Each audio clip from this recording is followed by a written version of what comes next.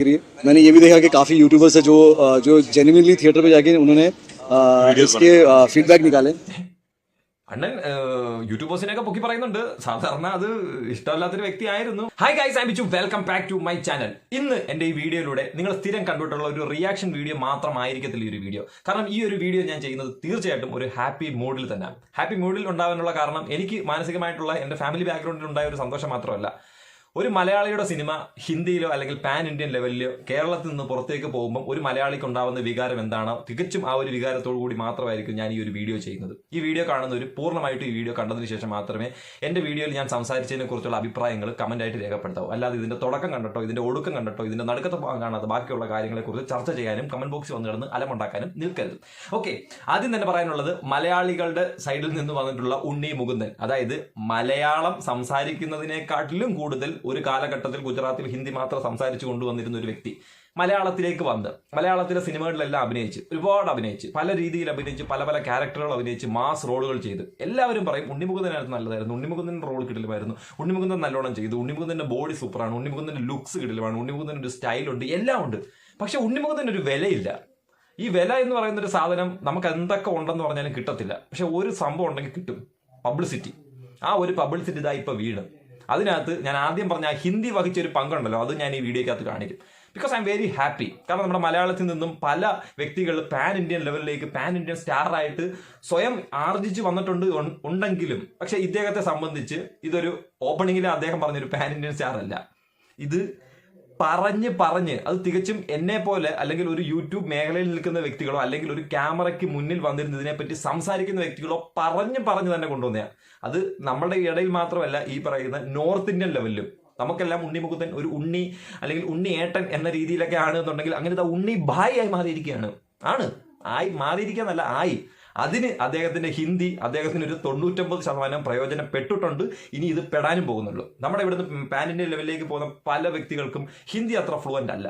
പക്ഷെ ഇദ്ദേഹത്തെ സംബന്ധിച്ച് ഹിന്ദി നല്ല ഫ്ലുവൻ്റാ, സംസാരിക്കുന്നത് പച്ച മലയാളം സംസാരിക്കുന്നത് പോലെ. അത് ഉണ്ണിയുടെ ഒരു നെക്സ്റ്റ് ലെവലിലേക്കുള്ള ഉയർച്ച അത് ഇവിടെ സ്റ്റാർട്ട് ചെയ്യാൻ പോകുന്നത്. ആ ഒരു സ്റ്റാർട്ടിങ്ങിൽ തീർച്ചയായിട്ടും ഉണ്ടായിരിക്കും. കാരണം ഒരു സിനിമയുടെ ഒരു പാൻ ഇന്ത്യൻ ലെവലിലെ സിനിമയുടെ അതിന്റെ കളക്ഷൻ എത്രത്തോളം കിട്ടുന്നു എന്നുള്ളതിന്റെ ഒരു ബെഞ്ച് മാർക്ക് എന്ന് പറയുന്നത് ഹിന്ദി അറിയാവുന്ന ഓഡിയൻസിന്റെ ആ ഓഡിയൻസിന്റെ ഒരു മുൻതൂക്കം ഈ പറയുന്ന വ്യക്തിക്ക് കിട്ടി. അതിന് ഏറ്റവും വലിയ എക്സാമ്പിൾ ആണ് വെറും 35ഓളം തിയേറ്ററുകളിൽ മാത്രം കളിച്ചുകൊണ്ടിരുന്ന ഒരു സിനിമ ഇപ്പൊ ദാണ്ടെ 140 എക്സ്ട്രാ ഷോസിലേക്ക് വന്ന് ഒരു 140-35 തിയേറ്റർ കളിച്ച് പോട്ടെ, ഒരു 10-20 ഷോ എക്സ്ട്രാ വരുവാണെന്നുണ്ടെങ്കിൽ നമുക്ക് ആ ഒരു ഓഡിയൻസിന്റെ ലെവൽ നമുക്ക് മനസ്സിലാവും. ഒരു 140 ഈ പറഞ്ഞ തിയേറ്ററിലേക്ക് അത് ഫുൾ ഷോ കളിക്കുക എന്ന് വെച്ച് കഴിഞ്ഞാൽ ഒരു 20% അല്ലെങ്കിൽ 30% ആൾക്കാരുടെ മനസ്സിൽ മാത്രമല്ല സിനിമ കയറിയത്.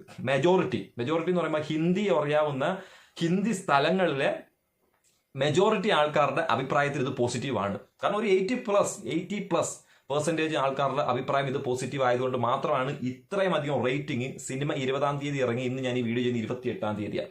ഈ ഒരു 28-ാം തീയതി വീഡിയോ ചെയ്യുമ്പോൾ ഇതിന് 140 ഷോസ് അധികം കിട്ടണമെന്നുണ്ടെങ്കിലും, കാരണം നമ്മുടെ സിനിമ അല്ലെങ്കിൽ മലയാളികളുടെ സിനിമ അല്ലെങ്കിൽ ഇന്ത്യൻ സിനിമ എടുത്തോ, ഒരു സിനിമ സ്റ്റാർട്ട് ചെയ്ത് അതിനകത്ത് എന്തെങ്കിലും ഒരു ഫ്ലോപ്പ് സീൻ ഉണ്ടെങ്കിൽ പോലും ആ സിനിമ പോവും, ഉറപ്പായിട്ടും പോവും. ഈ സിനിമയെ സംബന്ധിച്ച് ഇതൊരിക്കലും ഉണ്ണിമുകുന്ദന്റെ മാത്രം കഴിവെന്നല്ല, ഈ ഒരു സിനിമയുടെ അണിയറ പ്രവർത്തകരായിട്ടുള്ള നിന്നിട്ടുള്ള എല്ലാവർക്കും ഈ സിനിമയുടെ പ്രൊമോഷൻ ചെയ്തിട്ടുള്ളവർക്കും കൂടി കൊടുത്തിരിക്കേണ്ട ഒരു വിജയം തന്നെ. എക്സ്പെഷ്യലി ഈ സിനിമയുടെ സംവിധായകൻ വെറും ഒരു ബേസിക് ആയിട്ടുള്ള സ്റ്റോറിയാണ്. അതായത് നമുക്ക് ഈ സിനിമ കാണുമ്പോൾ തന്നെ അറിയാം ഇതിന്റെ തുടക്കം എന്തായിരിക്കും, ഇതിന്റെ ഒടുക്കം എന്തായിരിക്കും. ഇത് ആ ഒരു ഇന്റർനാഷണൽ ലെവലിലേക്ക് അതിന്റെ ഒരു ചെയ്തെടുത്തൊരു രീതി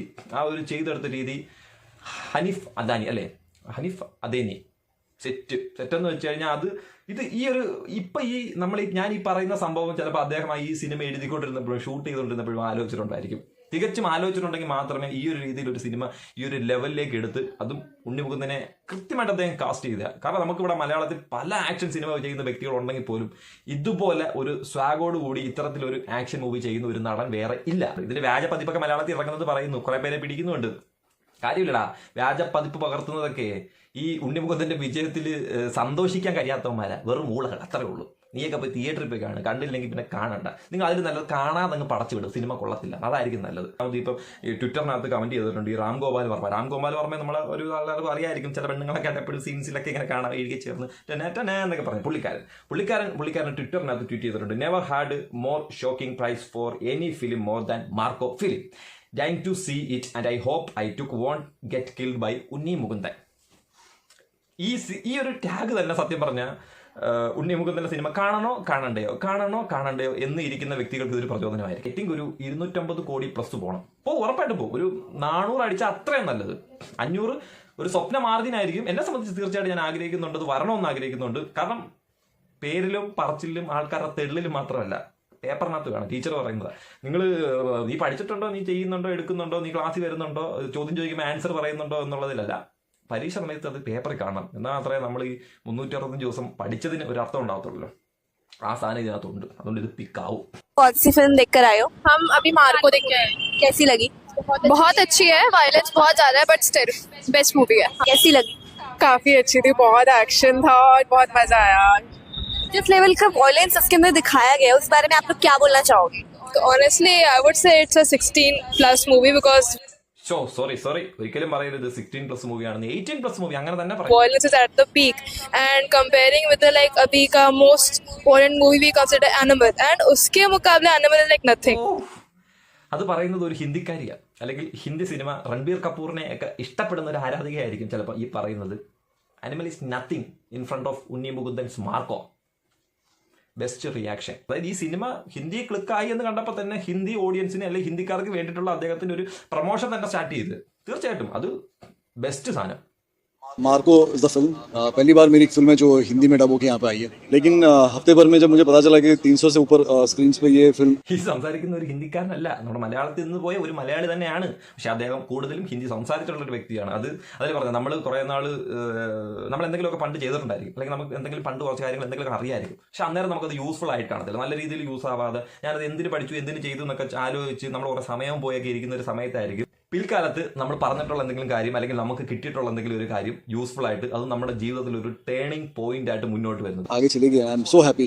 काफी लोगों को मैं कौन हूँ, व्हाट आई डू, प्रोफाइलिंग इतना पता नहीं. कहा गया कि यहाँ पे फिल्म अच्छी लग रही है. मैंने ये भी देखा कि काफी यूट्यूबर्स है जो जेन्युइनली थिएटर पे जाके उन्होंने इसके फीडबैक निकाले. അണ്ണൻ യൂട്യൂബേഴ്സിനെയൊക്കെ പൊക്കി പറയുന്നുണ്ട്. സാധാരണ അത് ഇഷ്ടമല്ലാത്തൊരു വ്യക്തിയായിരുന്നു. അത് അങ്ങനെ നോക്കണ്ട. അണ്ണന്റെ സിനിമ ആരെങ്കിലും ഡീഗ്രേഡ് ചെയ്യാനായിട്ട് ശ്രമിച്ചിട്ടുണ്ട് എന്നുണ്ടെങ്കിൽ അത് അവരെ മാത്രം ബാധിക്കുന്ന കാര്യം. ബാക്കിയുള്ളവരൊന്നും ആ ഒരു തോട്ട് ലെവൽ ചിന്തിക്കാനോ ആ ഒരു തോട്ട് പ്രോസസ്സ് നോക്കിയിട്ടോ അതിന്റെ പുറകെ അല്ലെങ്കിൽ അവർ തെളിച്ചു വിടുന്ന വഴിയുടെ പുറകെ പോയി അത് തെളിക്കാനൊന്നും നിൽക്കത്തില്ല.